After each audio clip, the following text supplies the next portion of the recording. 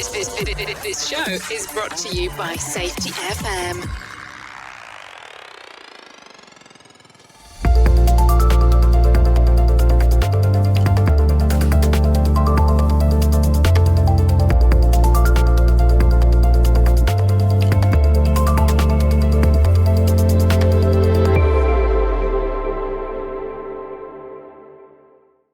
Hi listeners, this is Brent Sutton.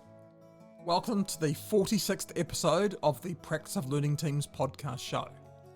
On today's show, Glynis, McCarthy, Brent Robinson and I start the conversation about learning from everyday work. During the writing of the book in 2019, we explored the opportunities for learning from everyday work using learning teams. We explored that historically, learning teams had mainly been used after events such as incidents or accidents to gain further understanding and learnings to make improvements to the system.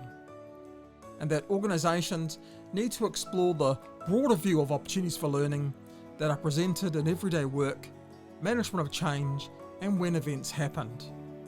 And how those opportunities for learning impact worker learning at both an individual and work team level, operational learning and organisational learning. We explored that there are two types of opportunities for learning. One, to learn from successful work and unsuccessful work, and two, through the eyes of the worker and the organisation. When learning teams are undertaken for unsuccessful work, such as an event, the group recount, using hindsight, the stories of how work gets done, including the normal variability, complexity, and couplings that exist, and how each person saw the event unfold. When learning teams are undertaken for successful work, the group will discuss and extrapolate using prior knowledge, observations and experiences about a present or known situation problem, and that use that to foresee what could happen and the impact of workers, others and the organisation.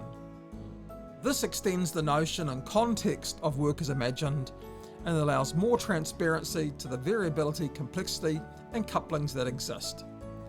The opportunities to learn from successful work can be present before work starts, during work and completing work. In April 2021, we released a video on everyday learning where we explored a method of worker engagement and reflection in a construction environment. This video has had many thousands of views, and many more organisations are now beginning to have the wider discussions on learning from everyday work. In late August, early September this year, we will be publishing a white paper on everyday learning in collaboration with Dr. Todd Conklin and Jeffrey Lith. Today's podcast is the start of that broader conversation. Please sit back and enjoy as we discuss the journey of everyday learning. I'm joined today by both Glynis McCarthy and Brent Robinson. The gang have all got together. And I'm sure Glynis will be on her best behaviour today. Very best behaviour. Very best behaviour. That's fantastic. And I thought what we might do today is just have a bit of a chat about everyday learning. In the last couple of weeks, I was doing a podcast with Todd Conklin, and that got quite an interesting response from the listeners on Todd's podcast show, the Pre-Accident Investigation Media Show. And that meant that he did a further podcast to try and find some clarity. So I thought it'd be really good for us to have that sort of general chat about everyday learning and why learning from everyday work is so important. Well, I think what we're finding, when we're talking to the companies that we've been talking to, is that it brings it down to that worker level. It's not coming, it's an opportunity for people at the front line to talk about it. And I think if we reflect back on that step video we shot with one of our clients a while back, those guys really found it interesting that it was worker driven. They were driving it. We weren't driving it. They were learning something new every day. And I thought I'd give you that example. We've done some further work along those lines, and it really goes back to this discussion about weak signals. Is that what they were finding is every so often they'd go, this is really hard, or this is really difficult. But it wasn't happening every day, and it was around a particular project that they were working on. And what was happening is they were having to lift up panels between the building and the scaffold. And what was problematic about it was there were other people on the scaffold, so there were other trades on the scaffold. They were big panels, 3.5 meters in length, not particularly heavy, about 30 kilos, so two guys could easily maneuver them. But it was problematic because they're having to do it one at a time. And so this, what we would call a weak signal, was floating along, and it was happening every couple of days, or, and they went back and started asking the guys, this crew, what that was about. They're saying, well, this is crazy. It was on one elevation of the building. And they went and had a look at it, and they found that they could, if they actually didn't use scaffold, change their method. The head contractor had a benefit. The guys doing the work had a benefit because they could do it quicker, they could load more. So it's not only, and it was safer. They weren't banging around trying to crash around, and there was a real efficiency in what they came up with.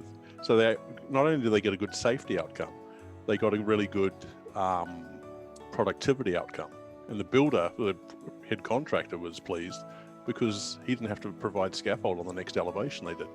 So I think, and I think this gets lost sometimes, that we talk, we've been putting it in the safety context, and what we're finding is productivity outcome for it as well. And how often have we had that discussion with, how do you justify this to our leadership? It's pretty simple, really, isn't it? Both a safety and a productivity outcome. I think it's a great it's fantastic.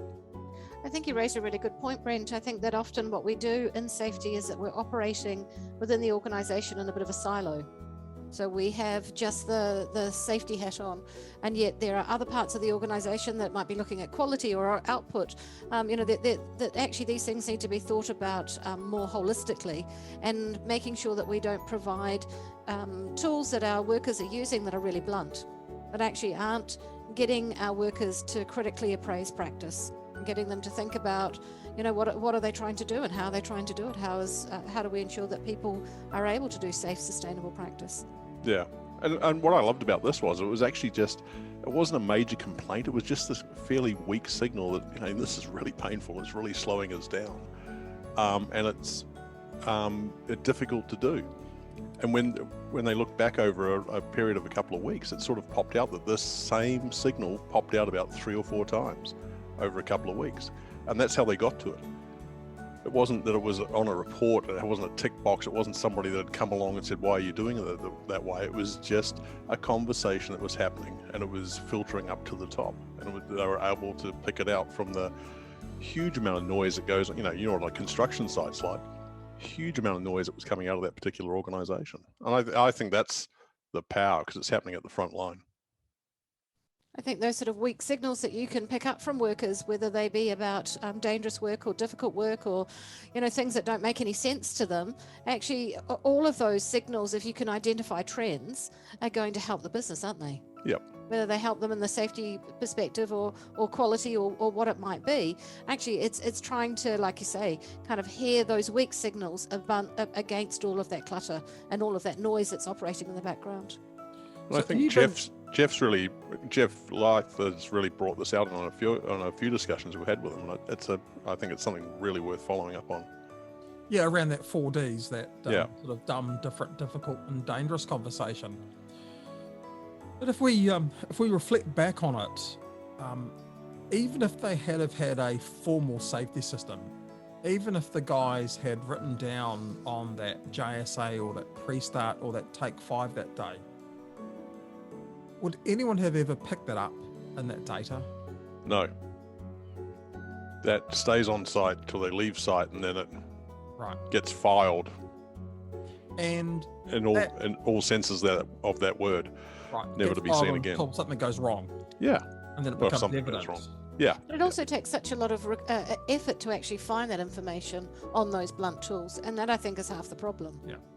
So even if they had have found it, and even that form had have said, for instance, about that, it would not have given any context to the narrative of what the workers were dealing with. Exactly. There'd be no story that was coming out of it. Right. And then the ensuing discussion wouldn't have happened. And I think those are the two connect points, aren't they?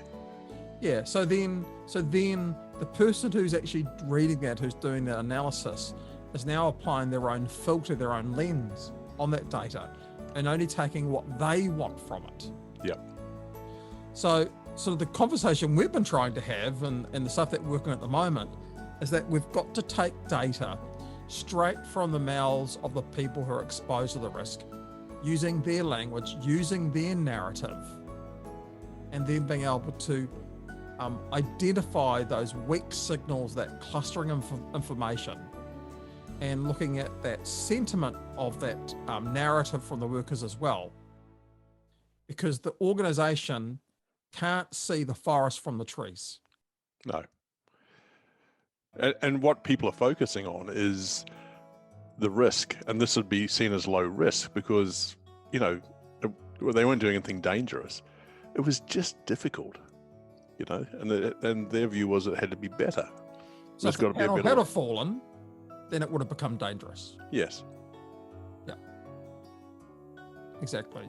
And I think from what you said to me, the alternative solution was that they basically, they're fitting the panel from the inside, which means that the workers are no longer technically working at height because they're on the inside. They've got a full restraint so that they can no longer get near the edge. And they're putting 4 modules up at a time, or 4 panels up at a time instead of 1 individually at a time. Right. So this is an efficiency as well. Yeah. So they've lowered the frequency of people in the area because they no longer have to work in the same zone as other workers. Yep. They've got rid of the risks associated with working on scaffolding. Yep. And with manual handling something. And the upside is they can now install more panels in the same time than what they did before.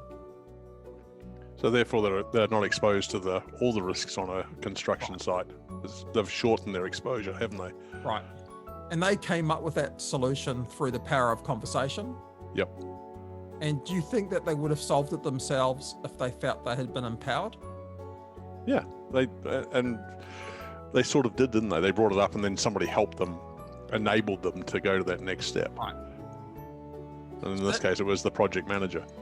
Right. So that's now the interesting conversation between control, which is what the organization's trying to exert on people through its systems and its processes, versus enabling or supporting workers to make good decision making. Yeah. It's a very powerful conversation, isn't it? Yeah. I mean, I was talking with someone who I highly regard today, and we had that conversation about, are organizations scared to learn? So by looking at this everyday learning, are we going to open Pandora's box? Because they felt that if they open this pathway, then every learning has to have some type of fix applied to the learning. Yeah, and we've heard this numerous times, haven't we? But I keep going back to lean because in that sort of lean context, if a work center or a work cell, a group of workers, a team, identify a problem, they've found a red flashing light that they need to go and fix. It's a particular problem they might have with their particular process. They will run something like an 8-step problem-solving tool, and they're empowered to go and fix that. They'll then show, this is what we found, this is what we're doing about it, and this is when we think we'll be finished with it. And it's stuck in that particular work area that's put up on the wall or on the side of the machine or wherever they're doing that work. And it's not about the organization learning too much, they've just improved. So whether it's a safety improvement or it's a productivity improvement, they have improved because they've been enabled to improve. And it's not about too much learning at that point. Now one of the supervisors might come along and go, hey, that's a really cool improvement. I think we should do it in this next work zone. And that's how it should, it sort of grows through organic growth. It's not about, I have to collect all this stuff and we've done 19 learning teams this month and we meant to do 20. I think that's the wrong measurement. I don't think we should be measuring that at all. It's about just improving within those teams and they're enabling each other. Right. So that's distinguishing the difference between workers learning and self-improving as a result. Yep. Versus organizational learning. Yes. And in this case, what they're really saying here is that the organization can see the output of the improvement, and then they can make some decisions about if they want to share that to others to gain other efficiencies or to stimulate other conversations. And I think that's a really important point, because if they just start spreading it across, saying, "Oh, we found this and we're going to share it with everybody," it won't be shared. You know, in my experience, it doesn't work like that, and it just becomes more noise. The organisation is now creating noise. Mm-hmm. You know, I think that they need to be more discerning about it, and let it happen. Because empower them. Yeah, because I think what's happening there is you're not sharing the fix. You're sharing what was the problem. Yes. What was the context around that problem, and what improvements that work group applied to that problem set. And it's that narrative that needs to be shared, rather than here is the fix that we found. Yep. Because without that context, that fix to another work group could actually introduce more risk. Yeah, because you don't know back to your point, you don't know what the context is that they're operating in. Yeah, absolutely. And I think that's the power of lean, because lean, when it talks about standardized work, it's talking about standardizing work within a work group. Yes. Not within an organization. No. No. Yet in safety, for some reason, we have these same fixed policies that we want to be applied in every scenario that could unfold. And we use bullshit language like, critical risks, critical controls, golden rules, yeah. mandatory procedures. Absolutely. I think it's a bit of a fallacy to think that the Pandora's box, is opened by creating the opportunities for learning. I think that Pandora's box is already open. And what you have if the organization doesn't harness that learning and the opportunities for learning, then actually you just get seepage. Well, look, I would share with you, when things go wrong, the regulator comes in, opens Pandora's box and rifles around and sees the festering mess that it is. Yes. And that gap between work is imagined and work is done and work on the day of the event is the friggin' liability. Yep. And there's a difference between a gap and a chasm. A gap you can step over, a chasm you're going to fall through. That's my shout out to the regulator, by the way. Because that's their job. That's their job. Yep. That's their job. That's their job. That's what they're there to do.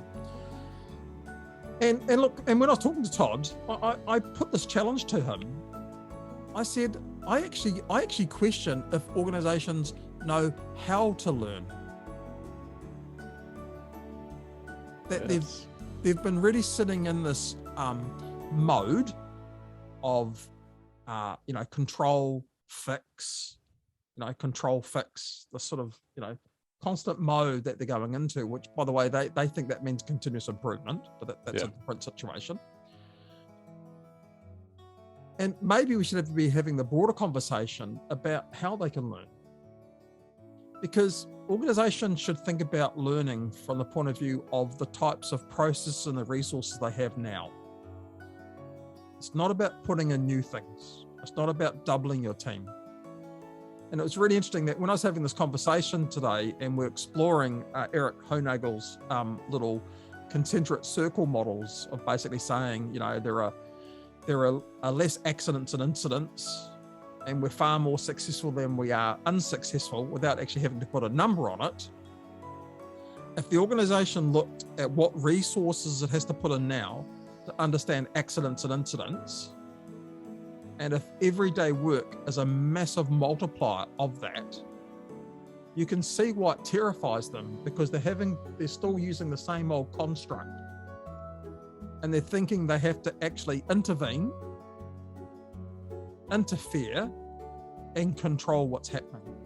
But if you take that particular discussion and you say, okay, if you're looking at everyday work, which is going successfully every day, and you're looking for small improvements, they're small incremental steps, where when you look at an accident, it's a gigantic leap to get to that next level.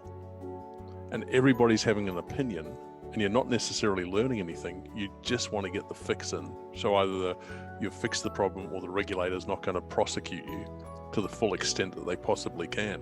And they are two different levels that you're going to, aren't they? Every day learning an improvement and say, hey, we found something really cool, let's go and have a look at it. Absolutely. Versus that big fix. So that adaptive nature of work that happens every day, most of that is actually unintentional. The learning is not deliberate. It's just happening because of the adaptation that's going on. And people are having to live or to work within that adaptive component. And of course, when the event happens, the reason why those weak signals then become strong signals is because it's an accumulation of all that micro change that's happened. And that's what you see. And, I remember, Todd having this conversation. If you went out there and chose your most reliable person and followed the same investigation process, you would find a difference between work as imagined and work as done. Yeah. Yep, because your investigation is a snapshot in time. But also the thing that you look at when you look at work as imagined, it's a solid black line, right? And if you look at quality, there's an upper and lower control limit. They know it's going to move. And the system is designed to move with it. And when we come to safety, we think, oh no, there's a violation there. They weren't following the procedure because they chose the wrong size forklift. Yep. You don't know why they chose the wrong size forklift. They just did on this particular occasion. There's no context around it. Now you've written them up for a violation. It makes no sense, right? Nobody's winning out of that situation, or whatever the situation is. And I think that we've got to think that there's movement in there. What we don't want it to do is drop out of the lower control limit. Because that's the robustness of the system, isn't it? Having those it's limits. The capacity, as Todd would say, the capacity of the system. Yeah. For the fallibility of humans. Yep, and the people that are working within it. That's that resilient component as they go through. And think about humans, they're more resilient one day, they're less resilient the next day. Yep. But that's the only guarantee in life with humans, is that they continue to change and evolve over time. So ultimately, part of this broader conversation is that learning from everyday work doesn't actually have to be scary. And we use that iceberg analogy. And Todd called the podcast about sea level. And he was basically saying that when organizations see things above the sea level, things like, incidents, accidents, when they go out and they make inquiries about things, of course, things become quite obvious because they're being viewed through a certain lens. Yes. And those things are an intervention because workers haven't asked for it. They're things that are being posed on them in that way. And then what sits below that line is the mass of the iceberg. And of course, we don't need to talk about what happened in 1912 with the Titanic between the UK and London. And I asked this question, what are we doing to understand what does the mass of the iceberg look like? Given that the iceberg is going to change direction, given that the iceberg is going to shrink and grow based on the climate or the seasons that it's in, which of the things are we doing in safety at the moment that actually look at what the mass of the iceberg is? So if we think about a lot of our other, what people might call leading indicators, things around, pre-starts, take fives, observations, audits, all those things. Do they actually look at what the mass of the iceberg is, or are they simply chipping away at the iceberg? They're only looking at what they can see, which is above the waterline. That's all they can do. I was talking to a group the other day. They're going, "No, we're really into it because we're doing the management group are going out and doing safety observations." I said, "How do you do that?" They go, "Oh, 3 of us go out and we talk to workers. I said, 3 of you at the same time. They go, yeah. I said, bet you they that has a particular reaction that you're not looking for. Oh no, they're really open to it. Yeah, I'm not so sure about that. And again, you're only looking at the top of that iceberg, aren't you? You're only going to see what you can see. And you're only going to see strong signals. Yes. You're not going to be seeing weak signals. Because those weak signals are sitting there under that sea level. And they're moving. And it doesn't matter why they move, it doesn't matter how many there are, they're just going to be present. Yeah. And they don't form regular patterns either. Yeah. So what we've sort of been talking about and what we're sort of proposing is that the stuff that sits below the iceberg can't be led by the organisation. Because it can't be based on a form of intervention.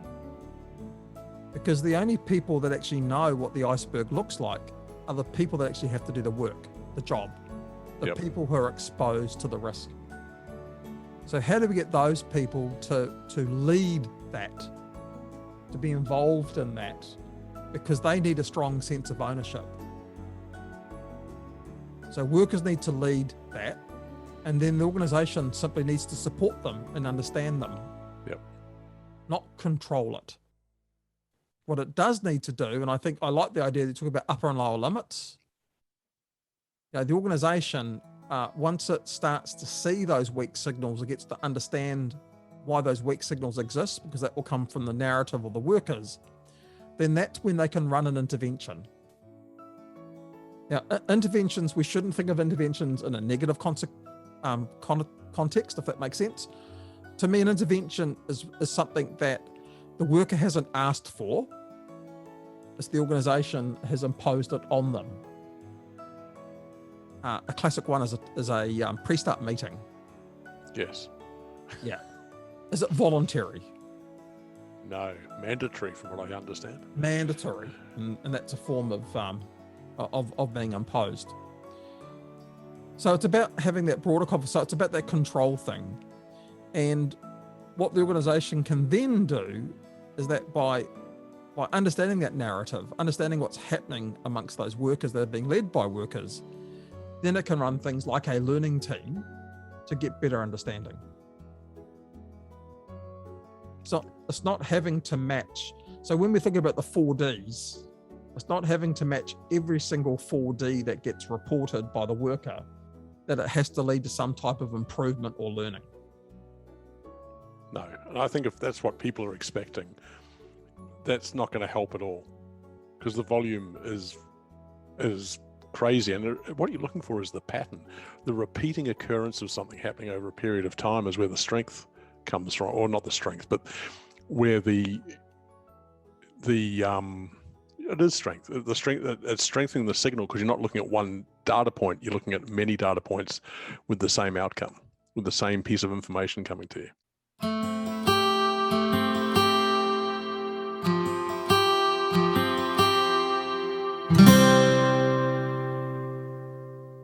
Thank you, listeners, for being part of this podcast. We would love to hear your learnings or other topics you would like us to explore about learning teams. Go to www.podcastlearnings.com and give us your feedback. Become part of the community of practice with learning teams. Go to www.learningteamscommunity.com.